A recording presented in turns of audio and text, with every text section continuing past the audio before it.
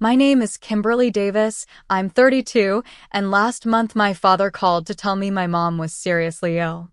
I dropped everything at my New York apartment, canceled client meetings, and spent $1,200 on a last-minute flight to Phoenix.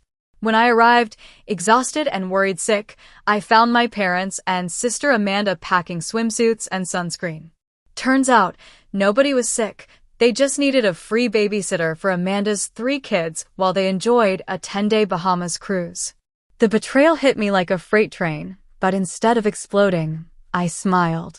Before I tell you what happened next, drop a comment letting me know where you're watching from, and hit that subscribe button if your family has ever taken advantage of your kindness. Trust me, you'll want to see how this played out. Growing up in Phoenix, I was always the responsible one. While other kids were having fun at sleepovers or school dances, I was often home making sure my younger sister Amanda had dinner or finished her homework. Our dynamic was established early. Amanda was the baby of the family who could do no wrong, and I was the reliable one expected to pick up the slack. Our childhood home was a modest 4-bedroom in a middle-class neighborhood. Dad worked as an insurance adjuster, and Mom was an elementary school teacher. They weren't bad parents by any means, but they definitely played favorites. Amanda could cry her way out of any punishment, while I was held to impossibly high standards. When Amanda failed math in 7th grade, my parents asked me to tutor her instead of hiring professional help, even though I was struggling with my own advanced classes. When she wrecked Dad's car at 16, guess who gave up her savings for a class trip to help pay for repairs? That's right, me. College was my first taste of freedom. I attended Arizona State on scholarship while Amanda partied her way through community college, dropping out after 2 semesters. Even then, my parents called me regularly to help Amanda with job applications or to loan her money for rent. The pattern continued into our 20s. Amanda had her first child, Tyler, at 23. By 27, she had 3 kids with 2 different fathers, neither of whom remained in the picture. Through it all, our parents continued enabling her, watching the kids whenever she wanted to find herself or have me time. I finally escaped to New York 6 years ago.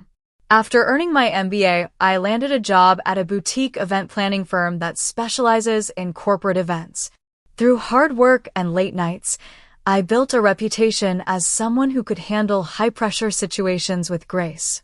Last year, I was promoted to senior event manager, handling clients with budgets in the millions. My relationship with my family improved with distance.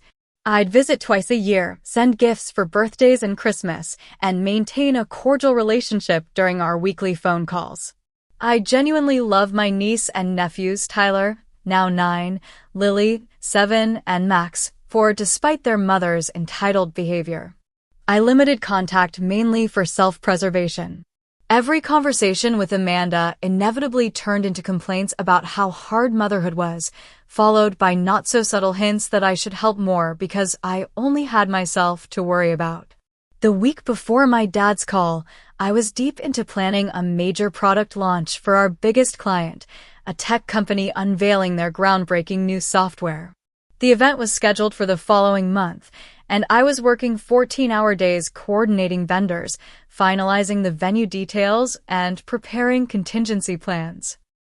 My boss, Nancy, had entrusted me with this $2 million event because of my track record, and the success of this launch could mean a substantial bonus and potential partnership. When Dad called that Tuesday night, I was reviewing vendor contracts in my apartment. His voice sounded strange, tight with worry. "Kimberly, it's Mom. She's got pneumonia, and the doctors are concerned. She's asking for you." My blood ran cold. Mom had battled breast cancer 5 years earlier, and her immune system had never fully recovered. "How bad is it?" I asked, already pulling up flight options on my laptop. "Bad enough that you should come home. Soon." His voice cracked. "Please, Kim." That was all it took. I called Nancy immediately, explaining the family emergency. Though clearly displeased about the timing, she was understanding and agreed I could work remotely where possible. I booked the earliest flight I could find, a red-eye leaving in 4 hours that cost nearly a month's rent. I packed haphazardly, called a taxi, and raced to JFK. The flight was turbulent, both literally and emotionally. I dozed fitfully between bouts of anxiety about Mom and frantic email exchanges with my assistant about the event preparations. When we landed in Phoenix, I hadn't slept more than an hour. I grabbed my luggage and immediately hailed a rideshare to my parents' house, not even stopping for coffee. Little did I know what awaited me there, a betrayal so calculated it would force me to reevaluate my entire relationship with my family. The Arizona sun was blinding as the car pulled up to my parents' Spanish-style ranch home. Palm trees swayed gently in the driveway, the same ones Dad had planted when we were kids.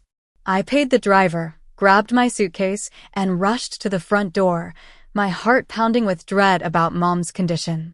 I didn't bother knocking, using my old key instead. "Mom?"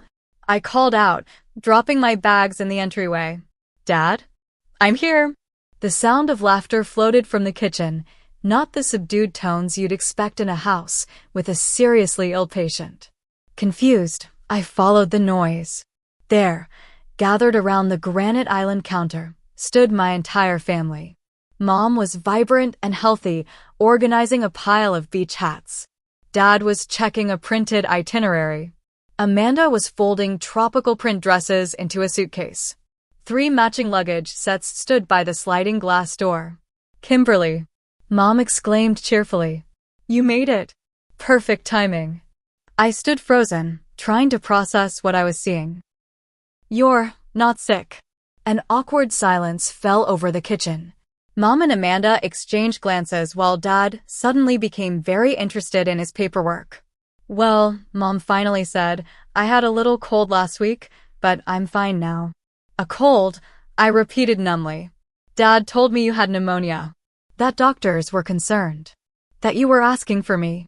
Dad cleared his throat. "Well, we needed you to come, and we knew you'd make excuses about work if we told you the real reason." "The real reason?" My voice had risen an octave.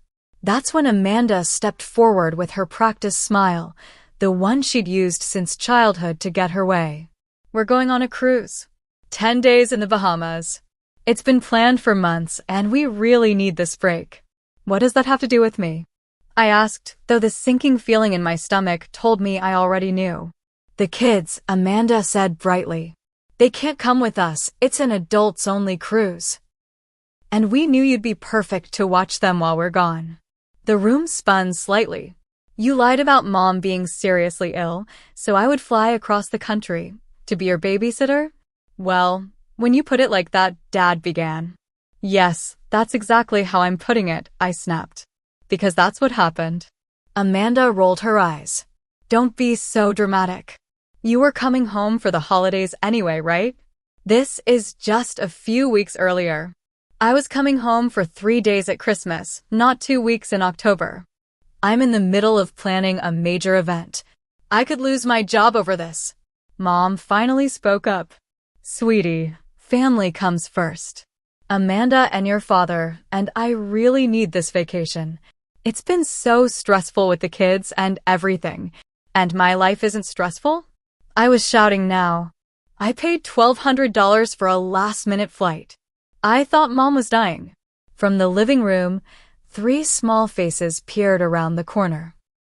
Tyler, with his mop of blonde hair and curious eyes, Lily, clutching her ever-present stuffed unicorn, and little Max, thumb firmly in his mouth. Despite my anger, my heart softened slightly at the sight of them. Amanda noticed my gaze and seized the opportunity. "See? They're so excited to spend time with their Aunt Kimberly.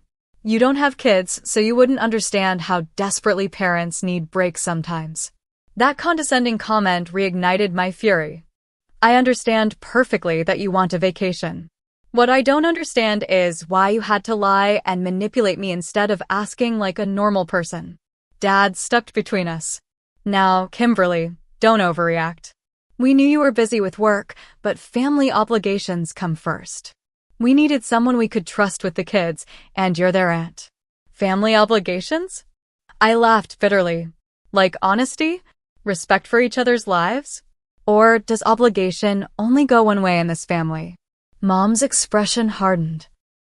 The look that had cowed me as a child. That's enough, Kimberly. We've made arrangements, tickets are paid for, and we're leaving tomorrow morning. The kids need looking after. Are you really going to abandon your niece and nephews because of a little white lie? A little white lie? I was incredulous. You made me think you were seriously ill.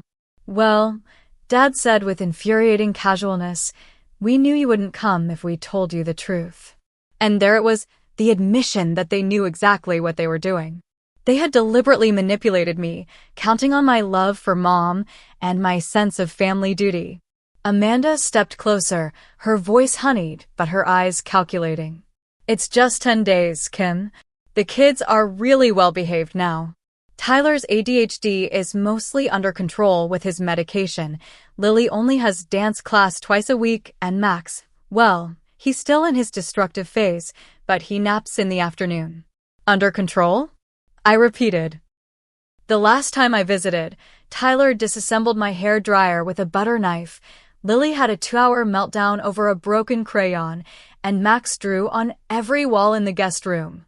They've matured, Amanda insisted, though her darting eyes betrayed her. Besides, they adore you. I looked again at the children, who were now fully in the doorway. Despite everything, they weren't to blame for their mother's actions. Tyler gave me a small wave, and I couldn't help but wave back. Our ship leaves at 11 tomorrow, Mom said, clearly considering the matter settled. We'll go over the children's schedules tonight. The realization hit me. They never doubted I would cave. They had counted on my lifelong pattern of giving in, of putting everyone else's needs before my own. In their minds, I'd protest, then surrender, just like always. I was trapped. If I refused and left, the kids would be abandoned. If I stayed, I was rewarding their manipulation. As the full weight of their betrayal sank in, I felt something inside me shift fundamentally, a lifetime of resentment crystallizing into clarity. My family had gone too far this time. That evening, while my parents and Amanda continued packing as if nothing had happened, I retreated to the guest room to call Nancy. My hands trembled as I dialed. This wasn't just about family drama anymore. My career was at stake. Let me get this straight, Nancy said after I explained the situation. Your mother isn't actually sick? They lied to get you to babysit. Her New York directness was oddly comforting. Exactly. And now they're leaving tomorrow for 10 days. Kim, we have the Horizon launch in 3 weeks. I sympathize with your situation, but there's no way you can be out of the office for that long right now. I closed my eyes, feeling the walls closing in. I know. I'm trying to figure out a solution. Either come back or we'll have to reassign the project to Melissa, she said bluntly. I'm sorry, but there's too much at stake. Reassignment would effectively end my chances of partnership.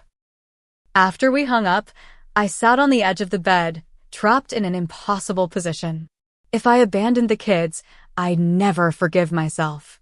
If I stayed, I'd be sacrificing the career I'd worked so hard to build and showing my family that manipulating me worked. A soft knock interrupted my thoughts. It was Lily, holding her unicorn. Aunt Kim? Are you mad at us? Her small voice broke my heart. I pulled her into a hug. No, sweetie. Never at you. I'm just surprised about the trip. Mommy said you'd be happy to play with us, she said innocently. Of course she did.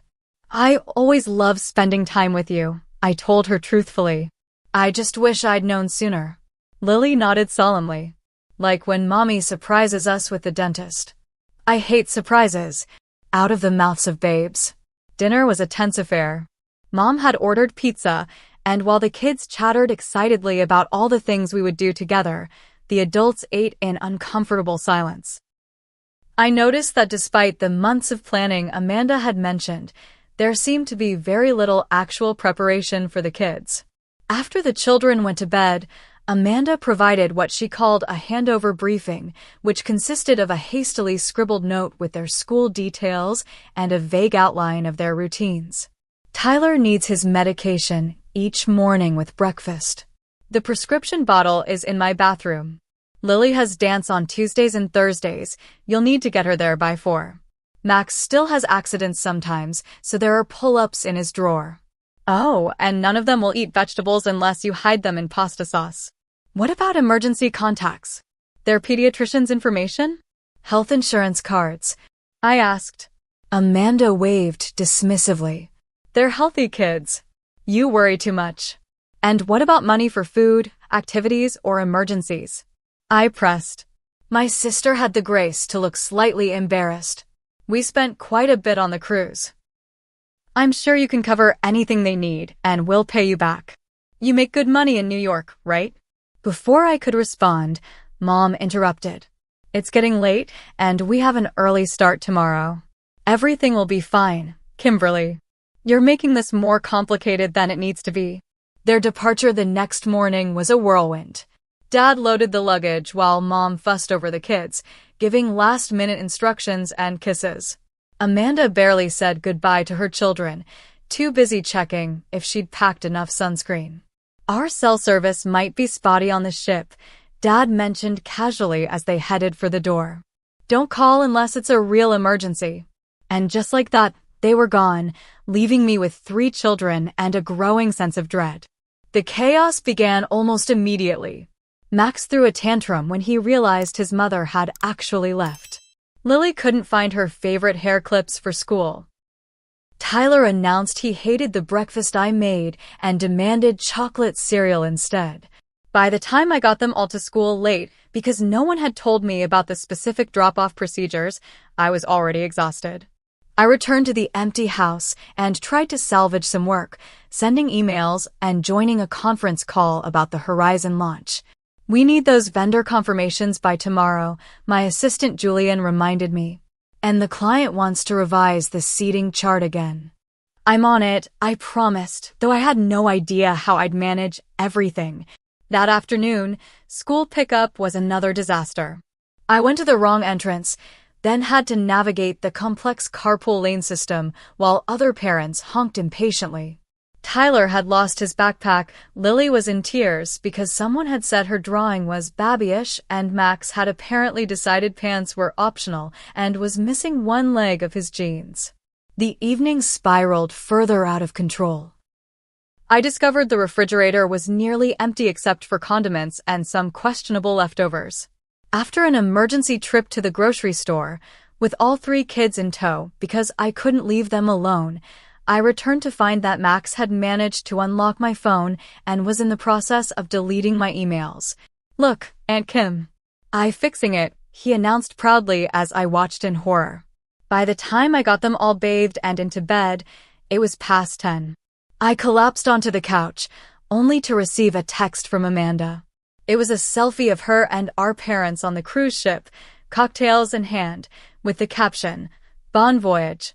Finally relaxing. Kids being good." I stared at their smiling faces, my exhaustion turning to simmering rage. They were finally relaxing while I was sacrificing my career and sanity. And this was only day 1 of 10. Sleep eluded me that night. Between checking work emails, trying to recover deleted files, and Max waking up twice with nightmares, I maybe got 3 hours of rest. As I lay awake, staring at the ceiling, I realized with perfect clarity, this wasn't love or family duty. This was exploitation. And for the first time in my life, I wasn't willing to accept it. By day 2, I was running on fumes. The morning routine was slightly smoother until I discovered Tyler was out of his ADHD medication. Mom usually gets more when the bottle is empty, he explained, appending the container to show me the single pill remaining. I called the pharmacy, only to learn they couldn't refill the prescription without doctor authorization, and Amanda hadn't left any information about Tyler's doctor. I can try calling around to pediatricians in the area, the pharmacist suggested sympathetically. That would be great, I said, adding it to my growing list of problems. I managed to get the kids to school on time, then set up my makeshift office at the dining room table. The Horizon launch was unraveling in my absence. Vendors were backing out without in-person reassurance. The venue had questions about technical requirements, and the client was growing increasingly anxious about my remote status. I was deep in crisis management mode when I got a call from Lily's school. "Ms. Davis? This is the school nurse. Lily says she has a stomachache and needs to go home." 20 minutes later, I picked up a perfectly healthy-looking Lily, who admitted as we left the school that she just missed mommy and wanted company. My work conference call had to be rescheduled. Again. By afternoon, things went from bad to worse. While I was helping Tyler with his math homework, Max decided to explore my laptop. I heard the crash from the kitchen. Running into the living room, I found my $2,000 MacBook on the floor, screen shattered, with Max standing over it, a hammer from God knows where in his small hand. I wanted to see inside, he explained innocently. "My laptop, with all my work files. My presentations for the Horizon launch. Gone." I didn't yell. I couldn't. I just stood there, staring at the destruction of both my property and likely my career. Lily started crying, thinking I was angry. Tyler began frantically trying to pick up the pieces. Max looked confused by my silence. I gathered them all for a group hug, assuring them everything was okay, then sent them to play in the backyard while I assessed the damage. The laptop was beyond repair. I had cloud backups of most files, but not the latest revisions of the Horizon presentations. My phone rang. It was Nancy. "Kimberly, we need to talk." Her voice was professional but cold. "The Horizon people are getting nervous. They've asked about having Melissa step in as backup." "Nancy, I can fix this. I just need. We can't risk losing this account, Kim. They're talking about taking their business to Henderson and Associates if we can't demonstrate stability. Henderson was our biggest competitor. Give me 24 hours, I pleaded. I'll figure something out." After we hung up, I stared at the wall, the full weight of the situation crushing me. I was about to lose the career I'd spent years building because my family had manipulated me into an impossible situation. The doorbell rang. It was the pharmacy delivery with Tyler's medication, which they couldn't refill because they couldn't reach his doctor. One more problem without a solution. That night, after another chaotic dinner where Lily refused to eat anything but plain pasta, Tyler built and launched a soda bottle rocket in the living room, and Max drew on the dining room table with permanent marker. I retreated to the bathroom for a moment of peace. Sitting on the edge of the bathtub, I finally broke down. Silent tears turned to body-racking sobs as years of suppressed frustration and resentment poured out. I'd always been the reliable one, the responsible one, the one who sacrificed. And what had it gotten me? Taken advantage of, again and again. As I washed my face, I stared at my reflection in the mirror. The woman looking back at me was exhausted, defeated. But underneath that, I saw something else. Determination. "I don't deserve this," I whispered to myself.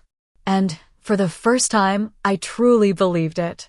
That's when the idea began to form. Not out of malice, but out of self-preservation and the belated realization that sometimes the kindest thing you can do, for yourself and others, is to stop enabling destructive patterns. I made 3 phone calls that night. The first was to my friend Jessica in New York, who listened to the whole sordid tale without interruption. "What do you need?" she asked simply when I finished. "A place to stay when I get back to New York," I replied. "I might not have a job anymore." "You always have a place with me," she promised. "And Kim? It's about time you stood up to them." The second call was to Julian, my assistant, explaining my plan to return to New York and salvage what I could of the Horizon launch. The third call was the hardest and the most important. I called my Aunt Carol, my mother's sister who lived just outside Phoenix. Carol had always been the black sheep of the family, mainly because she called out bad behavior instead of enabling it. She and Amanda had a strained relationship because Carol never hesitated to criticize Amanda's parenting. They did what? Carol exclaimed when I explained the situation. Her outrage was validating. I know it's a lot to ask, I said, but the kids shouldn't suffer for their parents' behavior. Bring them over, Carol said without hesitation. I've been saying for years that those children need structure and consistency. As I hung up, a strange calm settled over me. For the first time since arriving in Phoenix, I felt in control. I had a plan. The next morning, I sat the kids down for an honest conversation. I love you all very much, I told them, but I need to go back to New York for my job. You're going to stay with Great Aunt Carol for a few days until your mom and grandparents get back.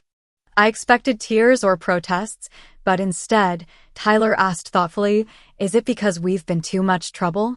My heart broke a little. Absolutely not. This is about grown-up responsibilities and choices. None of this is your fault. Will Aunt Carol let us have ice cream? Max wanted to know. I'm sure she will, I smiled. And she has that big yard with a tire swing, remember? Lily looked concerned. But what about Mommy? Won't she be mad if we're not here? Out of the mouths of babes, indeed. Your mom made a choice to go on vacation, I explained gently. I'm making a choice too. Sometimes adults have to make hard choices. As they process this, I added, and I promise I'll video chat with you every day until your mom gets back. With that settled, I began documenting everything. Taking photos of the house's condition, saving Amanda's minimal instructions, and writing detailed notes about each child's needs and routines. I wasn't being vindictive, I was being thorough. Next, I packed the kids' essentials and favorite toys. Then I wrote a letter, calm, factual, and unapologetic, explaining exactly why what they had done was wrong and damaging to both me and their relationship with me. I included the receipts for the expenses I'd incurred, from my flight to the groceries I'd bought. With each action, the fog of obligation and guilt that had surrounded me for years began to lift. This wasn't about revenge. It was about finally establishing boundaries that should have existed long ago. The next morning, I loaded the kids and their belongings into the rental car I'd arranged.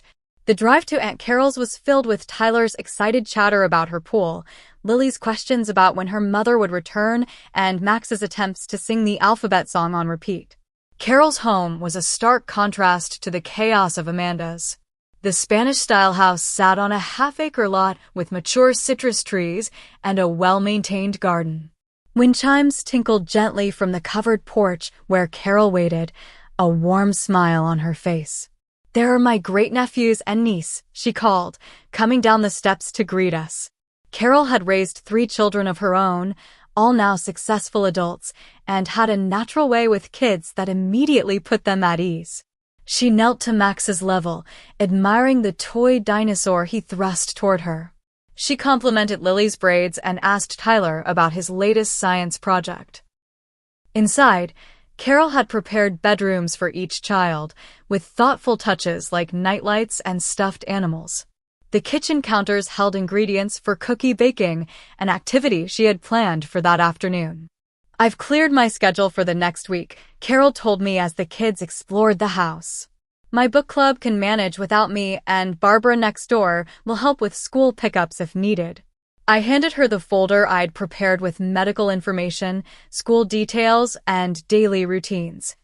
I've included everything I know, which isn't much. Amanda didn't leave much information. Carol's expression tightened slightly. That doesn't surprise me. Don't worry, we'll figure it out together. We sat the children down to explain the arrangement again, making sure they understood that this wasn't a punishment and that they could call me anytime. And we'll have plenty of fun, Carol assured them. I thought we could make cookies today, and tomorrow maybe we'll visit the Children's Museum. Lily's eyes widened. Mommy never takes us to the museum. Well, Great Aunt Carol does things differently, Carol said with a wink. After helping settle the kids in, I found myself in Carol's kitchen, a cup of tea steaming before me. You're doing the right thing, Kimberly, she said, joining me at the table. Amanda needs to learn that her actions have consequences. I'm not trying to punish her, I said, suddenly feeling uncertain. I just can't sacrifice my career and mental health anymore. That's not punishment, dear. That's having healthy boundaries, something this family has never been good at. Carol patted my hand. The children will be fine. In fact, I suspect they'll thrive with a bit of consistency and structure. I nodded, feeling both relief and lingering guilt. I'll call every day to check in, and I've booked a flight back as soon as my work situation is stabilized. Take the time you need, Carol assured me. This might be the wake-up call Amanda and your parents need. Before leaving, I hugged each child tightly, promising to video chat that evening.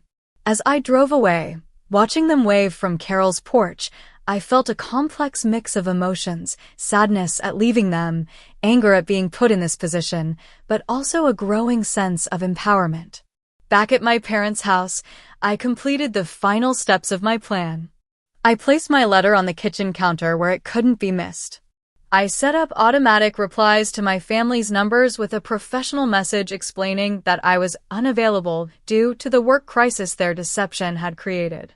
I tidied the house, documented its condition with photos, and packed my belongings. As a final touch, I left the shattered remains of my laptop on the dining room table with a note detailing exactly how it had been broken and the cost of replacement. My flight back to New York was scheduled for early evening. As I locked the front door behind me, I felt like I was closing a chapter of my life, not ending the book, but perhaps finally writing it on my own terms. During the flight, I focused on salvaging what I could of the Horizon launch.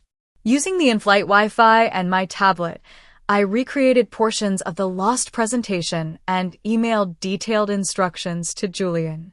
By the time we landed at JFK, I had a plan to save both the event and possibly my job.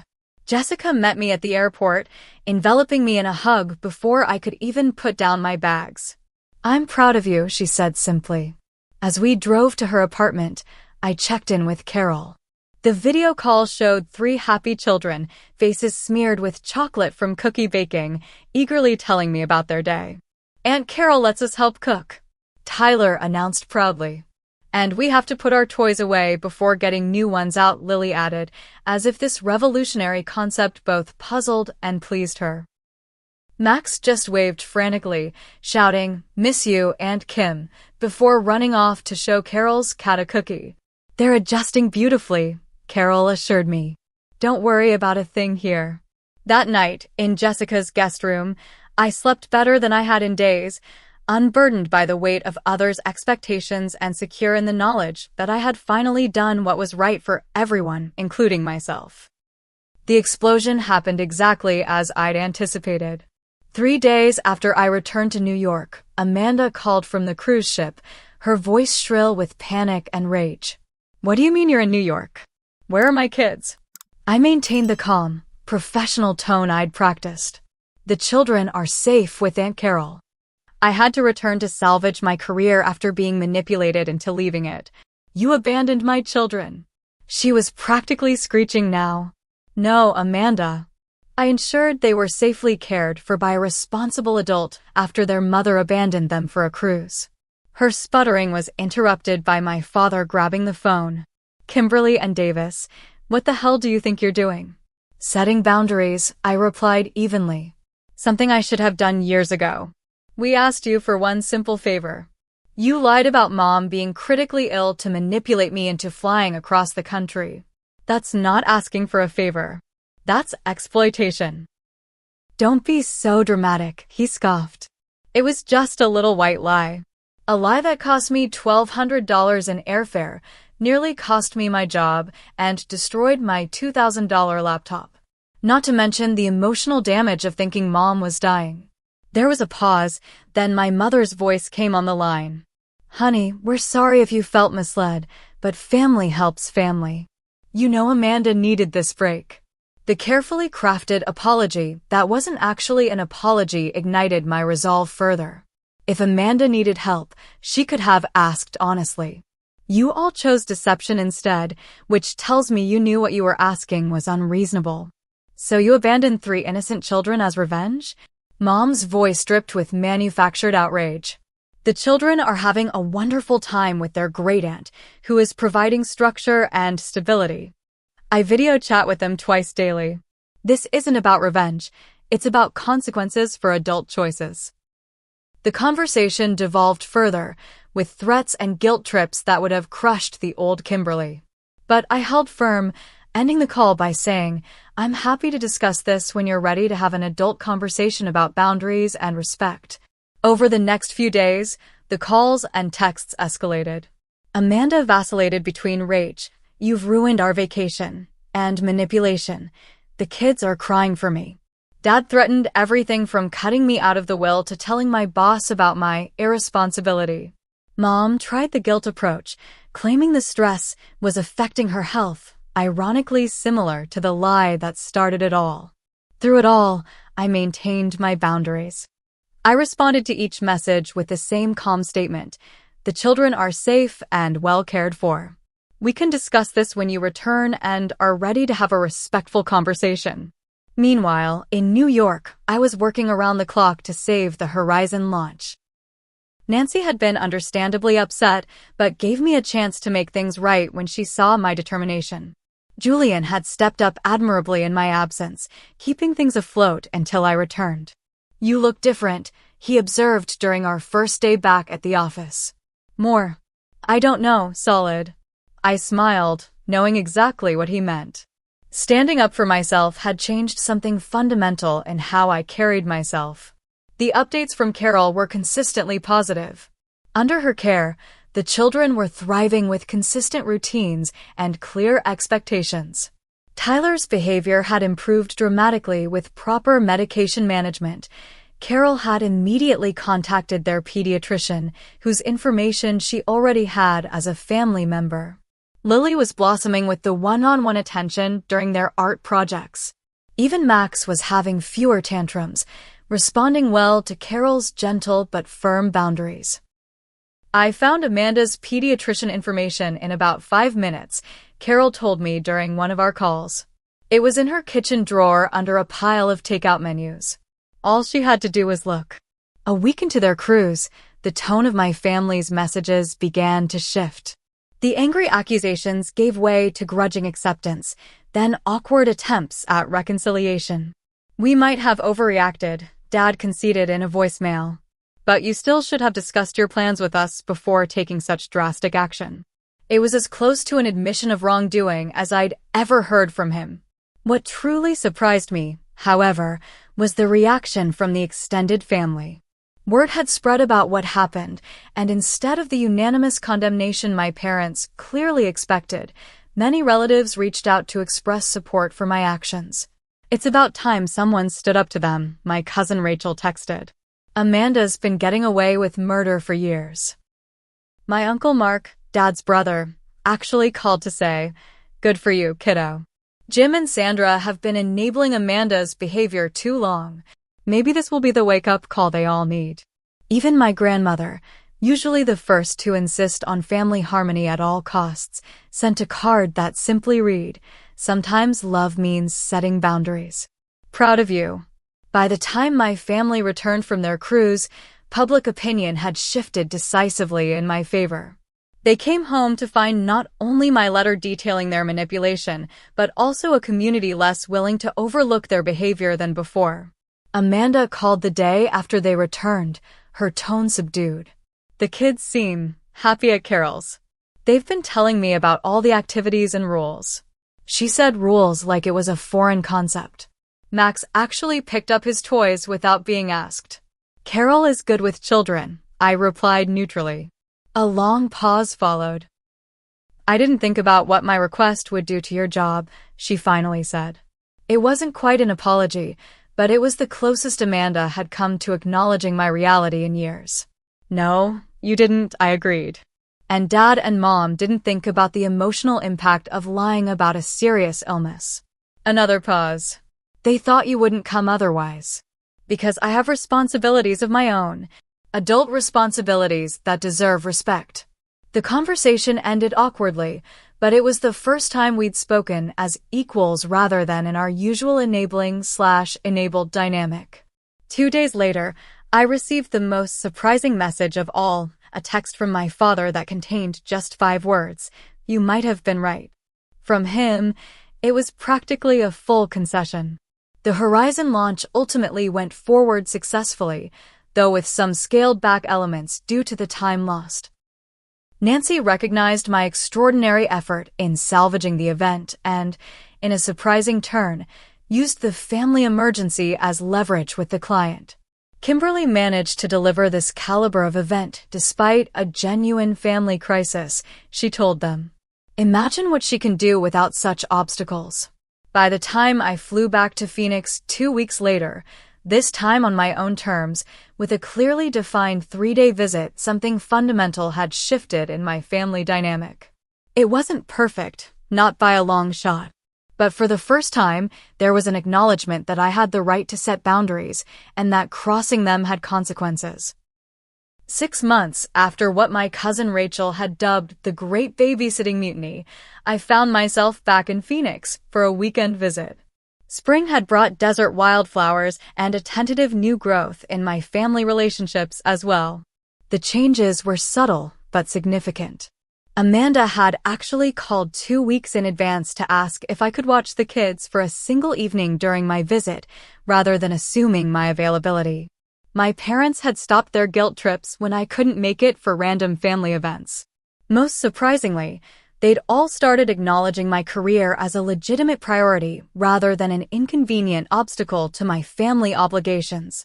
Tyler ran to hug me when I arrived, proudly showing me his science fair ribbon. And Carol helped me with the research, he explained. And Mom made sure I had time to work on it every day. Lily, more reserved but equally excited, had prepared a dance routine to show me. I practice for 30 minutes every day now, she informed me seriously. Mom got me a chart to track my progress. Even little Max seemed more centered, greeting me with a surprisingly gentle hug instead of his former tackling approach. We've been working on appropriate ways to show affection, Amanda explained, a hint of defensiveness in her tone, but also genuine pride. My sister had changed too. Not dramatically, leopards don't completely change their spots overnight, but meaningfully. She'd started taking parenting classes at the community center, prompted initially by Carol's influence, but continuing on her own. I realized I didn't actually know what I was doing, she admitted during a rare moment of vulnerability as we sat on the patio while the kids played in the yard. I just expected everyone to fill in the gaps for me. Parenting is hard, I acknowledged. I can't imagine doing it without support.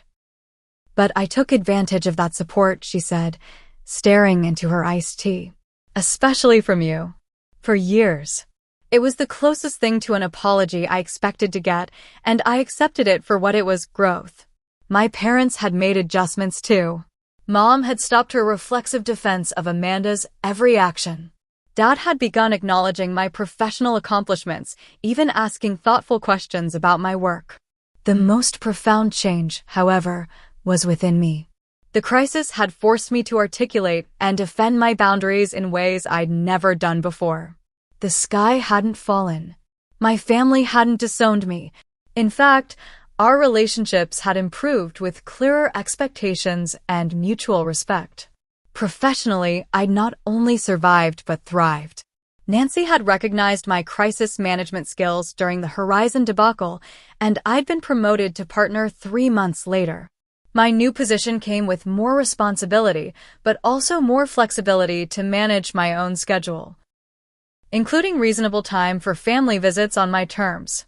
That Sunday night, we gathered for dinner at my parents' house. Amanda had actually cooked instead of ordering takeout, and the kids had helped set the table. The conversation flowed more easily than it had in years, with everyone getting a chance to speak without interruption or dismissal. After dinner, as we sat in the living room, Dad cleared his throat in that way that signaled he had something important to say. "Your mother and I have been doing some thinking," he began, looking uncomfortable but determined, "about what happened last fall." The room grew quiet. We hadn't directly addressed the incident since it happened. "We shouldn't have lied to you," he continued. "It was wrong, and it showed a lack of respect for your life and commitments." Mom nodded, adding, "We took you for granted for a long time, Kimberly.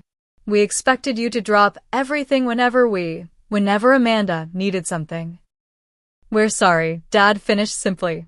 The words hung in the air, precious and unexpected. Not "we're sorry," but not "we're sorry you felt that way," just "we're sorry."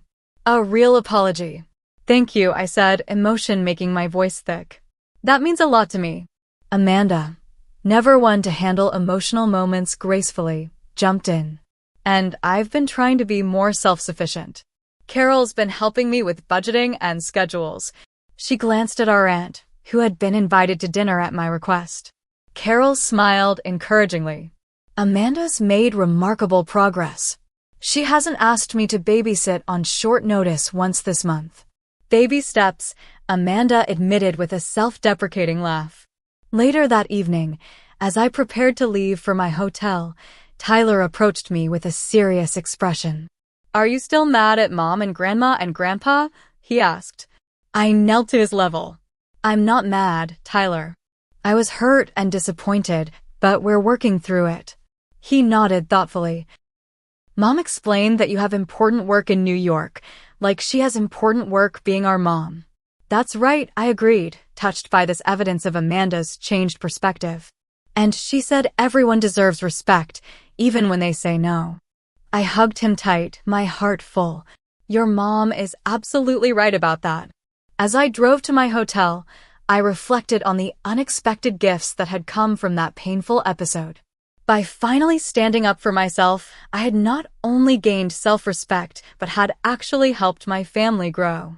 Our relationships were healthier now, built on mutual respect rather than obligation and guilt. The path forward wouldn't always be smooth. Old patterns have a way of reasserting themselves in times of stress. But we had new awareness now and tools to communicate more honestly. For the first time in my adult life, I felt like an equal member of my family rather than just the reliable one who could be counted on to sacrifice without complaint. Sometimes the most loving thing you can do for others is to show them how to treat you properly. Sometimes a smile in the face of manipulation, followed by setting firm boundaries, can change not just your life, but the lives of those around you. If you've ever found yourself in a similar situation, taken for granted, manipulated, or expected to continually sacrifice your needs for others, I hope my story gives you courage. Setting boundaries isn't selfish, it's necessary for healthy relationships. And sometimes those who push back hardest against your boundaries are the ones who needed them most all along. I'd love to hear your stories of setting boundaries with family members. Have you ever had to take a stand like I did? Drop a comment below sharing your experience, and don't forget to subscribe to hear more stories about navigating complicated family dynamics. If this resonated with you, please give it a thumbs up and share it with someone who might need to hear that it's okay to prioritize their own well-being. Thank you for listening to my journey, and remember, true family support goes both ways.